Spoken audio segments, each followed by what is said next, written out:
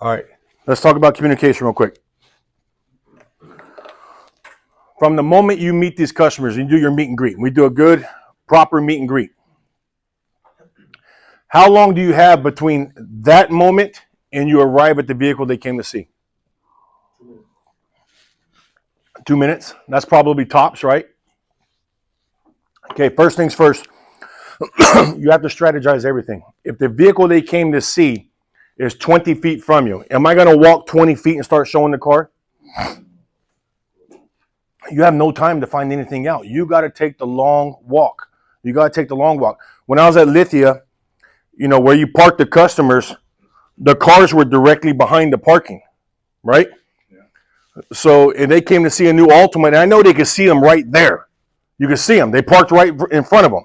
I'm here to see your new Altima. I walked them all the way down to the fucking used car lot and all the way back. And then we end up turning and we walked right to the car that they parked right in front of. They never said anything because I carried conversation the whole time. But I don't have enough time from here to there to find the information I need to find out. I got to take a walk. Same thing applies. When you up your customer, most of the time they know exactly what they want and you know where it's located. You can't walk straight there. I got to find some things out first. Okay. Before I start showing a vehicle, what are some critical things I need to know?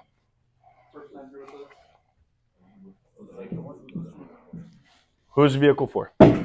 Who's the vehicle for? I can find that out in conversation, but that's not critical information. Okay, that's not critical right now. Okay. Wants, needs, and budget. Okay. I need to find these things out. Okay, before I start showing a car. Okay. There's a series of questions that I can ask that'll get me this information if I'm using active listening. Okay. You can't just sit there and ask customers, hey, what are your wants? What are your needs? It don't work that way. You got to be able to strike conversation, build conversation, get them talking, and then you got to hear these in between the lines. Okay? So first thing I'm going to do is I'm going to ask them, who's the lucky one getting a new vehicle? Okay? I put there lucky as a trigger word for you guys. Remember that. After you do your introduction, bang, bang, bang, bang. Who's the lucky one getting a new car today? Okay? I need to know who my buyer is. I need to know who I'm talking to. And I don't want them to pull this back door on me later when they don't like the pencil presented. I don't want them to use, oh, this vehicle is actually for my wife. I need to get my wife involved on this, so forth, because I didn't ask this question up front. Right? Next thing I want to know. Okay, perfect. How long have you been thinking about getting a new vehicle? Why is this important, Jacob? Because we know that they spend 15 hours in 2 weeks, so we want them to admit that. We want them to tell us how long they've been shopping up front. The information you can get right now is critical to closing your car deal. And they'll give you this information right now. As we get closer down in here, and they start realizing this information could be held against them, they won't give you that information. Right now, the guard's completely down. I need to get this information while I can. Okay? Perfect. Congratulations. How long have you been thinking about getting a new vehicle? Oh, we've been shopping for a couple weeks, and they'll usually even start telling you a story right here that you can use later. Okay? Yeah, we've been looking for a couple weeks. We went to the Toyota in Visalia, and we got jerked off by the salesman on there. He didn't listen to anything I said. Yada yada yada. Do they tell you these things? They start talking. Okay? These are all things I'm going to use later in the car deal. Okay?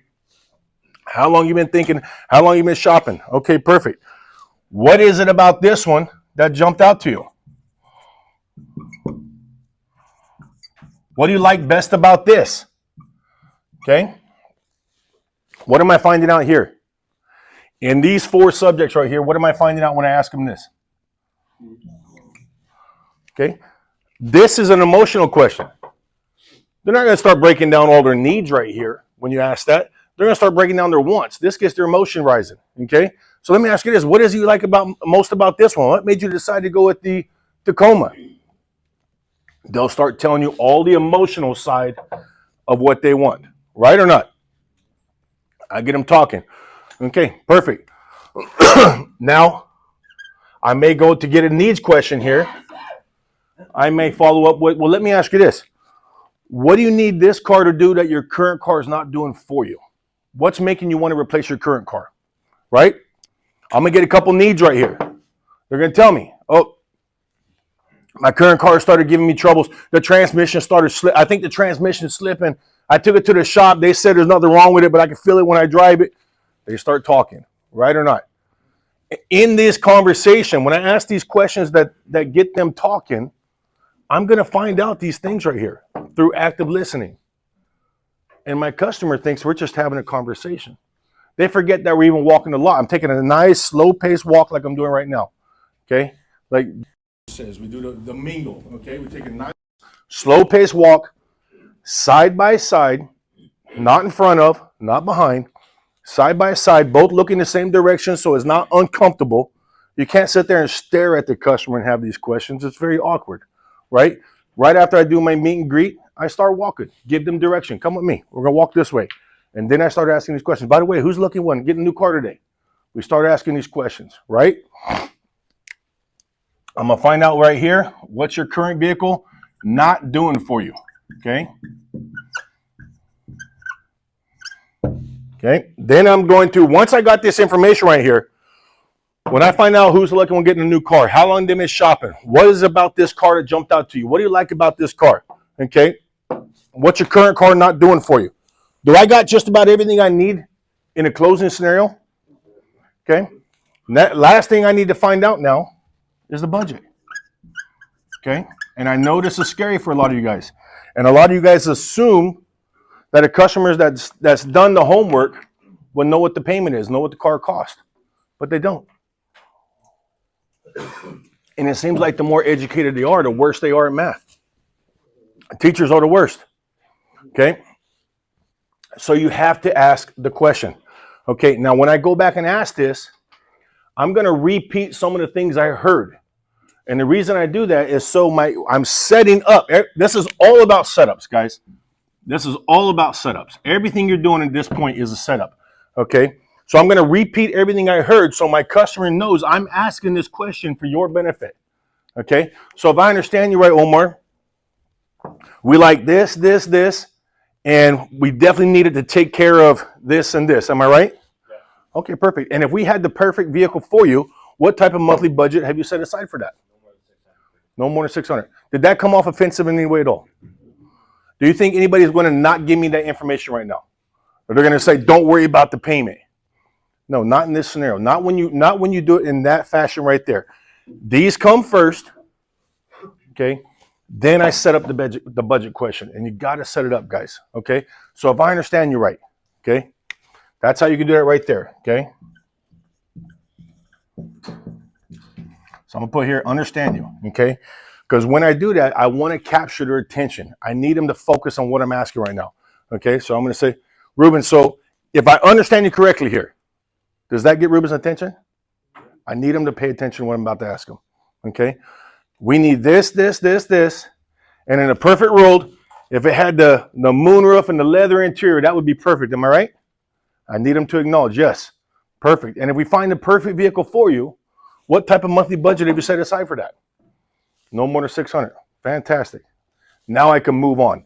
Now I got the 4 things that I need in conversation. Okay. I'm drilling this because we say communication, communication, but a lot of times it's hard to get that communication going. It's hard to get a conversation going, right? So if we have an exact pattern every single time that we just roll into and it flows, it gets easier. We know exactly what we're going to ask. And 90% of the time, we know the answers that are coming back because we rehearse it and do it over and over, okay? Always starts right here, okay? All right, after I do my meet and greet, boom, boom, boom. Hey, so who's the lucky one getting a new car today? Oh, it's for me. Congratulations. How long you guys been thinking about getting a new car? And it just flows, okay? We flow right into it. Perfect. Let me ask you this. What is it about that one that jumped out to you? What do you like most about the Tacoma, right? Because they generally tell you what they came to see when they pull up, right? We're here to see a such and such. And we just roll right into it, okay? Once I get the budget question, I have everything I need. By this point, I'm getting close to the vehicle. Now I want to get the emotions back up. I gathered the information I need. I got my investigation done. Now let's get some emotions flowing. Hey, let me ask you this. Martin, if everything works out today, where's the first place you plan on taking a new car? What's the first trip you got in mind? We get them talking. Okay? First trip. Okay? I got everything I need to close this car deal, and I got everything I need so they can't back out and give me a back door later. Now, let's just get the emotions flowing. Okay? Get the emotions going right there. Okay? Okay? They say, the snow. Okay, perfect. You by yourself, taking a family? What do you have in mind? Okay. Do you ski? No. I don't know shit about the snow. I have to dig right here. Okay. I have a house that's covered in the snow right now, and I've never been there. I don't go to the snow. I've never even driven in the snow. But I'll find a fucking conversation about it. Okay. I'll get talking about it. I've seen the snow on TV. I know what it looks like. Right? Get to talking about it, okay? Get those emotions flowing, okay? Now let's talk about the switch real quick. If the vehicle I'm looking at, Omar, fits inside a $600 budget, I'm safe to show it, right? Now I'm going to show it, okay? Now, had he told me $350, he said, well, I'm paying $350 on my truck now. I want to stay somewhere around the same. Am I okay to start showing this $45,000 truck, or do I need to set something up? I need to set something up. This is why I need to find this information out in advance. Okay? Who doesn't have a ballpark idea of where a payment should be? What's a fast rule of thumb? $5,000, $100. That's a fast rule of thumb. That'll always keep you in a safe neighborhood. Okay, for you new guys, $5,000, $100. That keeps you safe. Give or take a couple of dollars. This shit don't have to be perfect. And you don't have to pull your phone out and start doing math on it. You got to start learning how to just quickly do this in your head, okay? Don't negotiate with your customer on the lot. Don't correct them. How much money should I assume my customer is going to put down? 0. If I make my pick accordingly to 0 down, and I get more money down, does that improve my situation? Always assume you're working with 0 down, okay? How will you know if that customer's got 10 grand down? Huh? Every customer's got 10 grand down, wants to make sure you're aware of it. Right or not? Oh, I'm putting $10,000 down too, cash. Okay, great. Yeah. What kind of discount can I get if I'm putting 10 grand down? Right? They let you know. Assume you're working with no money down. Do not ask them, how much are you putting down? If I ask the simple question, Gurdeep, I just say, well, how much are you planning on putting down? What have I just done when I asked that question? Huh? Put a guard up. Okay. You ruined your write-up, but what am I did ruin my write-up. I made it a lot difficult. Okay. What happens right here is I just started negotiating the car deal. How many customers, I opened the door that I did not want to open. And the customers don't let you close it so quickly. They just stick their foot there and they block it. They go, well, how much do you think my payment will be? If I put $2 grand down, what would it be? Right or not? You laugh because this happened to you, didn't it? They go, well, if I put $2 grand down, what would that do? And they start negotiating the fucking car deal. And you open the door to put yourself in a trap that you can't get out of. Don't ask how much money down. Assume you're working with no money down. I'm only asking the budget question to make sure I'm on the right amount of vehicle. Otherwise, I wouldn't even ask that. If these customers actually knew what stuff cost, I wouldn't even ask that because I don't want to open that door and potentially set up a trap. But I have to set myself up, okay? Now, Omar asks, what type of monthly budget do you have in mind? I tell him, well, I'm paying $350 right now. I'd like to stay somewhere around the same. We're in trouble. Now I gotta present a switch vehicle. When I present this switch vehicle, I have to make it a customer benefit. I can't say, well, Gurdeep, this is $45,000. Payments on these are like $600, $700. I'm never gonna get to $350. Where'd you come up with that payment? That don't sell cars, right? That makes customers leave and then tell the next salesperson what an asshole the last guy was, okay? So I need to offer the customer something in his benefit. So in this case, I'm gonna say, again, I need to get your attention, okay? Omar, can I throw a curveball at you real quick? If I happen to have one that was a year or 2 years old, it only had about 25,000 miles on it, okay? Super clean, nice trade-in. The people took care of it. In fact, they bought it here, serviced it here, and then we got it back on a trade from when they bought a new one. Super clean ass truck. Okay, it's rare that we come across the ones this nice. Okay, only got 25,000 miles on it. Still got factory warranty on it. It's about $10,000 less than the new one, which would get me really close to your budget that you're comfortable with. Is that something you would consider? Okay. Tell me no. I only want new, and I know what I want. I only want new first. Okay, perfect. So this is the one I had in mind that you were talking about, and I'm going to get the keys. Do I need to talk about budget anymore? Do I need to start negotiating payment? Does he now know he's on $10,000 too much car? See what I'm doing right there? That's how we do the switch, okay? Now, when I go to write that up, and I hit him with $700 a month, and he goes, I told you outside I want to be at $350. Do I got something to fall back on? I go, let me ask you this. Would you consider taking a look at that pre-owned one I mentioned to you? That one would be perfect to get in your budget. And your closer knows what to do from there, okay? As a closers, raise your hand real quick so I know I'm talking to. As a closer, if I let you know up front on my write-up, hey, I committed him at $350, but I showed him the used one that's 10 grand less before I wrote him up on this one. Does that make your job a lot easier? 10 times fucking easier. 10 times easier. Rather than being the first one to go out there and explain to the customer, this car is $700 a month. I need that $350 every 2 weeks, by the way. Right? Set your customer up. And why are we, let me ask you this. Why do we do this training and talk about any of this in the first place? Gross. Gross. Gross. That's it. Gross, guys. That's what separates us from everyone else. We are still making gross. We talk about gross. There's only two ways to sell cars. We talk about this all the time. Value or price. That's it. It's only one or the other. We focus on value, and that's why you guys are still making gross. That's why you guys are still making $4,000, $5,000, $10,000 a transaction very regularly. These other stores, you know, some of you guys know some of the people that work at these other stores. They're not making gross. They're not making a fucking dime. All they care about is turning the unit. Get it through service. Let service make the money.